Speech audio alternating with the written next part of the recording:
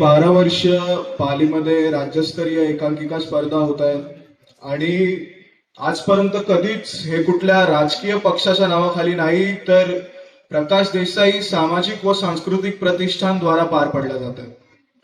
एकांकिका हे महाराष्ट्राच्या संस्कृतीचा एक महत्वपूर्ण भाग आहे आणि हे प्रतिष्ठान ते जपण्याचं, त्याला आलिंगन देण्याचं आणि त्याला पुढच्या पिढीपर्यंत पोहोचवायचं काम हे इकडे करत असतं.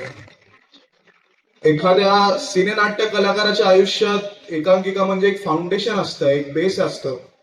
पुष्कळ कलाकार एकांकिका सादर करतात, त्यातून जे उभरतात ते पुढे जाऊन व्यावसायिक नाटकात कामं करतात, त्यातून त्यांना पुढे टीव्ही सिरियल्स मध्ये कामं करायची संधी भेटते. सिरियल्स मधून जे उभरतात ते पुढे जाऊन चित्रपटात कामं करतात आणि बघता बघता तो कलाकार हा नुसता एक कलाकार राहत नाही तर त्याचा एक अभिनेता तयार होतो.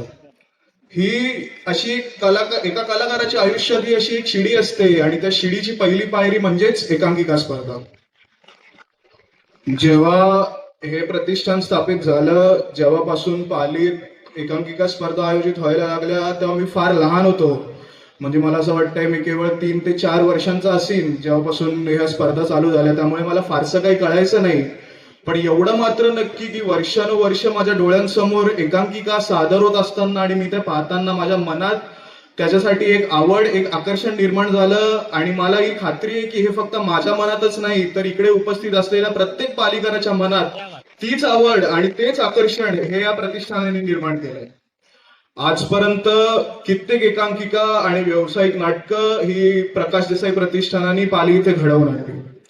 तुम्हाला खरं सांगायचं झालं तर ही सगळी प्रतिष्ठानची जी मंडळी आहे यांच्यापेक्षा मी वयाने फार लहान आहे आणि तसं असूनही ही सगळीच लोक मला माझ्या मतांना तेवढं कन्सिडर करतात, तेवढं मला तेवढी ओळख देतात, मला तेवढं अक्नॉलेज करतात आणि त्याचं कारण म्हणजे फक्त आणि फक्त माझे वडील आहेत.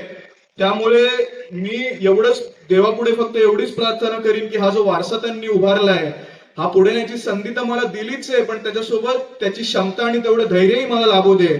आणि एवढं बोलून माझे 2 शब्द संपवीन. जय हिंद, जय महाराष्ट्र.